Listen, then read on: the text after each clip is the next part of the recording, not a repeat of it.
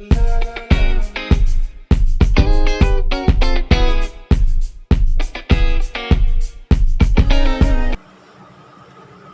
adik-adik, selamat datang di channel Easy Course. Pada video part 3 ini kita akan bahas mengenai teori laju reaksi. Nah, jika adik-adik di sekolah, ini jarang diajarkan ya mengenai teori laju reaksi, akan tetapi kita harus memperdalamnya. Kenapa? Karena di UTBK pada tahun 2019 soal-soal mengenai teori laju reaksi ini sangat banyak ya. Nah, maksud saya pada gambar-gambar seperti ini nanti ada beberapa pertanyaan yang ditanyakan gitu. Tapi untuk hal tersebut kita akan bahas lebih lanjut pada soal-soalnya saja nanti ya untuk teori laju reaksi. Nah, adik-adik, teori laju reaksi ini sebenarnya ada dua. Yang pertama itu adalah teori tumbukan ya. Yang kedua adalah teori energi aktivasi. Akan tetapi kali ini kita hanya bahas khusus teori tumbukan saja. Nah, supaya terjadi reaksi itu dibutuhkan tumbukan antar partikel. Nah, tapi tidak semua reaksi, tidak semua tumbukan dapat menghasilkan reaksi. Nah, gitu. Jadi, tumbukan yang bagaimana yang dapat yang akan bereaksi, yang akan melangsungkan reaksi, itu tumbukan yang memiliki posisi yang tepat dan energi yang cukup. Nah, gitu ya. Jadi, ibaratkan ini adalah partikel-partikelnya itu harus satu sama lain saling bertumbukan agar terjadi reaksi. Akan tetapi tidak tumbukan yang sembarangan, harus posisinya tepat dan energinya cukup. Nah, tumbukan-tumbukan ini akan menghasilkan energi. Nah, untuk terjadinya reaksi, tumbukan-tumbukan tersebut harus mencapai energi minimal supaya terjadinya reaksi itu disebut dengan energi aktivasi. Nah, contohnya pada reaksi ini ya, misalnya ada suatu reaksi, ada zat A atau zat B gitu ya, ditambahkan, lalu nanti partikelnya akan bertumbukan. Nah, harus mencapai puncak ini dulu ya, ini disebut dengan energi aktivasinya. Kalau misalkan belum mencapai energi aktivasi ini, puncak ini, maka reaksi belum terjadi, belum terbentuk hasil reaksinya. Nah, setelah dia tercapai, barulah terbentuk hasil reaksi. Nah, gitu ya. Gambar sebelah sini juga. Perbedaannya di mana sih Kak gambar 1 dengan gambar 2? Nah, ini adalah reaksi eksoterm ya adik-adik. Kalau adik-adik perhatikan, itu delta H-nya lebih kecil yang hasil reaksi dibandingkan pereaksi, itu berarti reaksinya eksoterm ya. Sedangkan ini merupakan reaksi endoterm. Berikutnya kita akan pelajari hubungan grafik laju reaksi terhadap konsentrasi dari pereaksi tentunya ya, karena kan hanya konsentrasi pereaksi saja yang akan mempengaruhi besarnya laju reaksi. Yang pertama, untuk hukum laju reaksi yang ordernya 0, nah berapapun konsentrasi pereaksinya itu tidak akan mengubah besarnya laju ya, jadi ini garisnya lurus seperti ini. Nah, jika adik-adik mencari konsentrasi pereaksi akhir gitu ya, itu sama dengan min etapan laju dikali waktu ditambah konsentrasi awal. Nah, ini kalau misalkan disuruh mencari berapakah konsentrasi dari pereaksi yang tersiksa ketika waktunya 2 menit. Nah, gitu ya, ini kita bisa gunakan rumus ini. Tapi ingat ini hanya untuk order 0 saja. Berikutnya, untuk mencari waktu paruhnya itu sama dengan konsentrasi awal dibagi 2 dikali tetapan laju. Nah, berikutnya hukum laju order 1. Nah, ini seperti ini gambar grafiknya. Ini untuk mencari konsentrasi akhirnya. Ini untuk waktu paruhnya ya atau T setengahnya. Berikutnya yang kedua. Nah, ini dia untuk hukum laju order kedua. Nah, ini bentuk grafiknya ya. Nah, untuk mencari konsentrasi akhir dan ini untuk waktu paruhnya. Jadi berbeda ya adik-adik untuk order 0, 1, dan 2. Nah, gitu ya. Contohnya kita lihat ya, ini ada soal pada temperatur 500 Kelvin. Nah, ini tidak berpengaruh ya adik-adik untuk soalnya. Jadi ini hanya sebagai informasi saja. Laju reaksi NO2 tambah CO menjadi NO tambah CO2 disajikan dalam bentuk grafik tersebut. Berikut. Oke, ini maksudnya ini kecepatan nih adik-adik. Ini kalau adik-adik perubahan konsentrasi persatuan waktu itu berarti ini kecepatan, maksudnya laju reaksinya ya. Ini adalah konsentrasi dari pereaksi. Berikutnya kita lihat ya adik-adik. Nah, ini kan tuh CO-nya itu lurus ya. Kalau adik-adik tadi ingat, kalau misalkan lurus seperti ini berarti ordenya 0. Oke. Nah, kalau garisnya seperti ini, nah ini berarti orde 1. Nah, sehingga dari gambar saja kita sudah bisa merumuskan rumus persamaan laju reaksinya, yaitu sama dengan tetapan laju dikali konsentrasi NO2. Oke. Nah, hanya ini aja. Kenapa? Karena NO2 berorde 1, sedangkan CO itu ordenya 0. Artinya ini tidak mempengaruhi laju reaksi. Sehingga ini saja ya. Jadi jawaban yang paling tepat adalah A. Nah, gitu adik-adik, kalau gambar seperti ini lebih gampang bukan?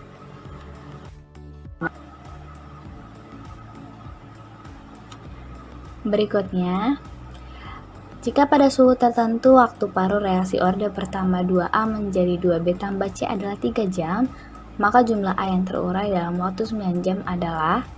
Nah, adik-adik, saya akan bahas soal ini menggunakan cara cepat aja ya. Saya punya rumus cepatnya. Oke, tapi ini hanya berlaku untuk reaksi orde pertama ya adik-adik, yaitu untuk mencari konsentrasi akhir, atau di sini nih saya buat konsentrasi itu N ya. Konsentrasi pada waktu tertentu atau NT dibagi konsentrasi awal itu sama dengan setengah dipangkatkan waktu per waktu paruh. Saya buat keterangan di sini saja. Oke, bahwa NT adalah laju, maaf ini konsentrasi ya, konsentrasi di waktu T, atau saya buat konsentrasi akhir, ini konsentrasi awal N0. Oke, terus untuk T waktunya, jadi kalau misalkan ditanyakan berapakah konsentrasi pada waktu 2 jam gitu ya. Jadi ini konsentrasi akhir pada waktu T tersebut. Nah, sedangkan T setengah itu adalah waktu paruhnya. Contohnya saja di soal ini diketahui katanya waktu paruh itu 3 jam ya adik-adik. Itu dapat waktu paruhnya. Lalu yang ditanya berapakah jumlah A yang terurai dalam waktu 9 jam. Nah, ini T-nya. Ini T-nya 9 jam. Nah, kita mau mencari jumlah yang terurai, sedangkan di sini kan hanya akhir dan awal. Tapi adik-adik, kalau kita sudah dapatkan berapa konsentrasi akhir, nah kita bisa dapatkan nanti berapa yang terurainya gitu ya. Kita anggap saja awalnya itu konsentrasinya itu 1. Kita anggap aja 1 atau 100% juga boleh. Jadi konsentrasi akhir dibagi 1 itu sama dengan setengah pangkat waktunya adalah 9 jam ya. 9 dibagi waktu paruhnya adalah 3 jam. Maka konsentrasi akhirnya itu sama dengan setengah pangkat 3 ya. 9 bagi 3 itu 3, setengah pangkat 3 itu 1/8. Nah, itu konsentrasi akhirnya. Jadi yang terurai itu berapa? Yang terurai, oke, konsentrasi A saja begini ya. Konsentrasi A yang terurai adalah awalnya kan 1, akhirnya itu 1/8, jadi kita bisa dikurang aja, maka yang terurai adalah 7/8. Nah, ini 7/8 ini berapa persen? Tinggal dikali 7/8 dikali 100%. Nanti jawabannya adalah 87,5%. Nah, adik-adik bisa ya, jawaban E. Kalau yang ditanya jumlah A yang tersisa, nah baru udah NT aja, itu yang tersisa. Yang ditanya di sini adalah yang terurainya. Oke, kita bahas soal berikutnya. Berasal dari SBMPTN tahun 2017, kode 142. Zat A terdekomposisi menurut reaksi orde 1. Nah, ini orde 1. Jika dekomposisi 6 gram A selama 27 hari menyisakan massa A sebanyak 0,75 gram, T setengah A dalam satuan hari adalah, jadi ditanyakan waktu paruhnya berapa. Oke, jadi awalnya A ini 6 gram, jadi nggak apa-apa kita buat itu konsentrasi awal juga nggak apa-apa, atau massa A juga. Oke, jadi N0 sama dengan 6 gram. Oke, Nah, selama 27 hari sisanya 0,75. Oh, berarti konsentrasi akhirnya itu 0,75. Ini dalam jangka waktu T 27 hari. Yang ditanya berapa T setengahnya, waktu paruhnya. Nah, karena ini reaksi orde 1, maka kita bisa gunakan cara yang tadi adik-adik. Konsentrasi akhir dibagi konsentrasi awal itu sama dengan setengah pangkat T per T setengah. Nah, adik-adik ini boleh konsentrasi, boleh mol, boleh massa ya. Hanya saja adik-adik perhatikan kalau misalkan itu mol itu berarti nanti volumenya harus sama. Ya, itu kan konsentrasi juga ya kan. Kalau massa juga nggak masalah sebenarnya. Oke. Yuk kita masukkan, NT-nya adalah 0,75 dibagi, maaf ini N0 ya adik-adik, maaf ini saya salah, dibagi N0 nya adalah 6 gram sama dengan setengah pangkat 27 per T setengah. Adik-adik kalau adik-adik sederhanakan ini semua ya, atas sama bawah ini bisa sama-sama dibagi 0,75. Ini jadi 1, ini jadi 8. Jadi 1/8 ya. Saya coret aja dengan warna yang berbeda. Ini bisa dicoret, ini 1, ini 8. 1/8 itu kan setengah pangkat 3, benar? Itu 1/8 ya, setengah pangkat 3. Nah, ini sama dengan setengah pangkat 27 per T setengah. Nah, ingat adik-adik ya, untuk eksponen kalau misalkan di sininya sudah sama nih bilangan utamanya, udah langsung pangkatnya kita buat gini. 3 sama dengan 27 dibagi waktu paruh. Sehingga waktu paruh sama dengan 27 bagi 3, 9 ya. Jadi 9 hari. Nah, itu dia waktu paruhnya. Jadi jawaban yang tepat adalah D. Nah, gitu ya, ini keluar ya SBMPTN tahun 2017. Oke.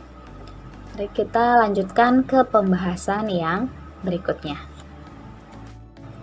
Pembahasan yang terakhir yaitu mengenai faktor-faktor yang mempengaruhi laju reaksi ini. Nah, jadi apakah yang membuat laju reaksi semakin cepat atau makin lambat gitu ya? Ada 4. Yang pertama adalah konsentrasinya sendiri gitu ya. Naiknya konsentrasi akan menyebabkan jumlah partikel meningkat.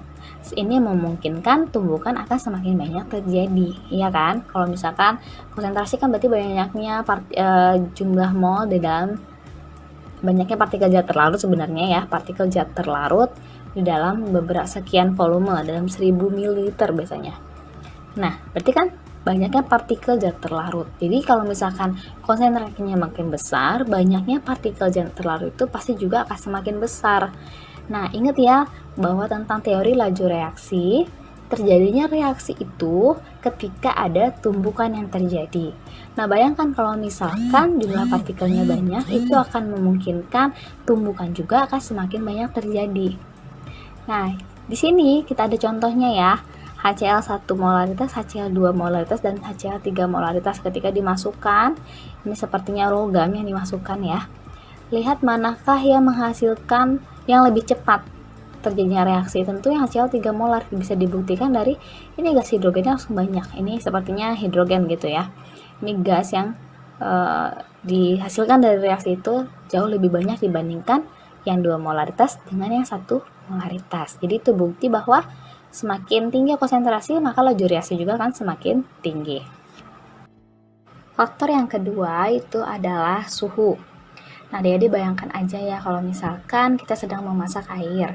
Semakin tinggi suhunya ya, semakin kita besarkan apinya, itu pasti airnya akan lebih cepat mendidih. Nah, itu kan bahwa itu bukti bahwa suhu itu mempengaruhi laju reaksi. Semakin tinggi suhu akan semakin cepat terjadinya reaksi. Nah, bagaimana hubungannya? Bila suhu dinaikkan sebesar B, maka laju reaksi menjadi A kali lebih cepat. Nah, ini dimaksud seperti ini. Bila suhu dinaikkan sebesar 10 derajat ya, misalkan gitu. Maka laju reaksi menjadi 2 kali lebih cepat. Nah, misalkan seperti itu. Jadi, yang ditanya berapa laju reaksinya? Nah, kita akan masukkan ke dalam persamaan ini gitu ya. VT sama dengan V0 dikali A pangkat delta T per B. Nah, jadi nanti ini kita bisa lihat lebih tepatnya bagaimana penerapan dari rumus ini pada soal ya. Ini kalau misalkan ingin mencari waktunya. Oke, yang ketiga, luas permukaan. Semakin luas, maka jumlah tumbukan yang terjadi akan makin banyak dan laju reaksi akan semakin tinggi. Contohnya di sini ada gambar jika memasak daging ya. Kalau misalkan dagingnya nggak dipotong kecil-kecil, itu pasti akan lebih lama masaknya, matangnya. Tapi kalau misalkan adik-adik potong kecil-kecil gitu kan, jadi luas permukaannya makin lebar, nah maka itu pasti akan lebih cepat matangnya. Jadi itu buktinya. Oke, jadi kalau misalkan untuk pada soal, itu yang paling cepat itu adalah serbuk. Serbuk itu lebih cepat. Lalu setelah ada serbuk itu ada butiran, yang bentuknya butiran. Lalu setelah itu ada kepingan, lalu ada batangan. Yang bentuknya serbuk pasti akan lebih cepat dibandingkan yang bentuknya butiran. Yang bentuknya butiran itu pasti lebih cepat daripada yang kepingan. Yang kepingan pasti juga akan lebih cepat dibandingkan yang bentuknya dalam bentuk batangan. Nah gitu ya, ini contoh ilustrasi aja. Yang keempat adalah katalisator.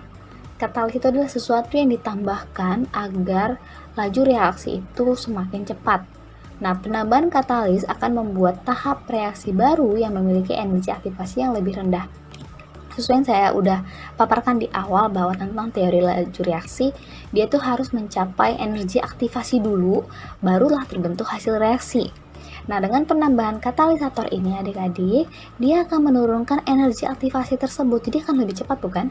Nah, gitu ya. Jadi kalau misalkan di sini energi aktivasi yang seharusnya dia capai ketika ada penambahan katalis, jadi di sebelah sini nih. Nah, jadi energi aktivasi yang baru di sini, sehingga ini akan lebih cepat untuk terbentuklah hasil reaksi. Ini tidak akan mempengaruhi delta H-nya, juga tidak akan mempengaruhi hasil reaksinya gitu ya. Zatnya nggak akan berubah dengan penambahan katalisator ini. Nah, itu dia adik-adik keempat faktor-faktor yang mempengaruhi laju reaksi. Yuk kita lihat contoh soalnya. Yang pertama, perhatikan gambar reaksi 2 gram kalsium karbonat dengan 10 ml asam klorida berikut ini. Ada 5 gambar, langsung aja lihat pertanyaannya. Laju reaksi yang hanya dipengaruhi oleh luas permukaan. Dia hanya dipengaruhi oleh luas permukaan. Misalkan nih, yang satu dengan gambar 2, ya kan? Ini yang beda apa nih? Konsentrasinya sama, tapi luas permukaannya beda ya. Yang ini batangan dan ini sepertinya kepingan. Nah, ini 1 dan 2 sudah pasti hanya dipengaruhi oleh luas permukaan. Jadi jawabannya adalah A, 1 terhadap 2. Kalau misalkan 1 terhadap 3 Kak, nah 1 terhadap 3 ini bentuknya sama, yang beda itu konsentrasi. Berarti ini laju reaksi yang dipengaruhi oleh konsentrasi. Kalau 1 dan 4, nah ini bentuknya beda, lalu konsentrasinya juga beda. Berarti ini dipengaruhi oleh bentuknya, luas permukaannya, dan juga dipengaruhi oleh konsentrasinya sendiri ya. Jadi seperti itu untuk soal seperti ini. Nah, kalau dulu itu kan masih ada ujian nasional ya, sekarang tidak ada lagi. Tapi soal-soal pada ujian nasional itu sering soal-soal seperti ini. Dan saya rasa ujian-ujian sekolah juga masih sering menggunakan soal-soal yang seperti ini, bentuk gambar. Ya, jadi hanya lihat gambarnya saja. Oke. Berikutnya soal yang terakhir. Nah, ini dia contoh soal untuk yang suhu ya, faktor untuk suhu. Kita lihat bila suhu reaksi dinaikkan 10 derajat, maka kecepatan reaksi akan menjadi 2 kali lipat. Jika pada suhu T derajat Celcius reaksi akan berlangsung selama 12 menit, maka pada suhu T ini ini plus. Jadi bedanya T awal dan T akhir itu 30 derajat, seperti itu ya. T tambah 30 derajat Celcius reaksi akan berlangsung berapa lama? Nah, adik-adik, kita lihat ya, jika suhu reaksi dinaikkan 10 derajat, maka laju reaksinya akan meningkat 2 kali lipat. Nah, saya akan berikan yang tadi. Nah, adik-adik, bila suhu dinaikkan sebesar B, maka laju reaksi menjadi A kali. Nah, berarti tadi B-nya itu adalah 10 derajat, dan A-nya adalah 2 kali itu ya, 2 kali lipat. Nah, berikutnya kita ketahui di sini bahwa waktu awal itu atau T0 itu adalah 12 menit. sebelum dinaikkan ya. Itu adalah 12 menit. Yang dicari nanti T akhir ketika suhunya dinaikkan 30 derajat. Berarti ini delta T. Perubahan suhu dari akhir dengan awal itu bedanya 30 derajat ya. Kalau kadang gini, pada soal di sini misalkan 50 derajat, di sini 80 derajat gitu ya. Kita langsung kurangin aja, 80 dikurang 50. Berarti 30 kan. Nah, kalau soal ini kan dia ketahui T dan T tambah 30. Udah langsung aja ambil bahwa yang di sini itu adalah delta T-nya. Oke. Nah, mari kita masukkan ke rumus. Yang ditanya adalah T akhir ya adik-adik. T akhir sama dengan, jika adik-adik perhatikan ke slide yang sebelumnya, itu rumusnya adalah waktu awal dikali 1/A pangkat delta T per B. Jadi sama dengan 12 menit ya kan, T0 nya dikali 1/A nya adalah 2 dikali delta T nya 30 per B nya 10 sama dengan 12 dikali 30 bagi 10 itu 3, setengah pangkat 3 itu 1/8. 12 kali 1/8 hasilnya adalah 1,5 menit. Jadi jawaban yang tepat adalah dodol. Nah, gitu ya adik-adik ya. Jadi pahami, kadang di sini bila suhu reaksi dinaikkan 20 derajat, oh berarti B-nya 20. Maka kecepatan reaksi akan meningkat 3 kali lipat misalkan. Berarti A-nya 3 gitu ya. Untuk kita masukkan ke dalam rumus ini. Oke. Nah, itu dia adik-adik pembahasan dan pemaparan mengenai laju reaksi ya. Kita sudah bahas dari yang pertama, yaitu apa sih persamaan laju reaksi, apa sih laju reaksi tersebut, bagaimana cara mencari order reaksi, dan kita juga sudah bahas beberapa soalnya ya pada part yang kedua. Semoga pemaparan ini dapat membuat adik-adik paham akan materi laju reaksi. Terima kasih sudah menonton video ini. Jangan lupa selalu dukung video ini ya dengan cara dibagikan, di like, dan di komentar jika adik-adik ada sesuatu yang tidak dipahami. Oke, sekali lagi terima kasih sudah menonton video ini.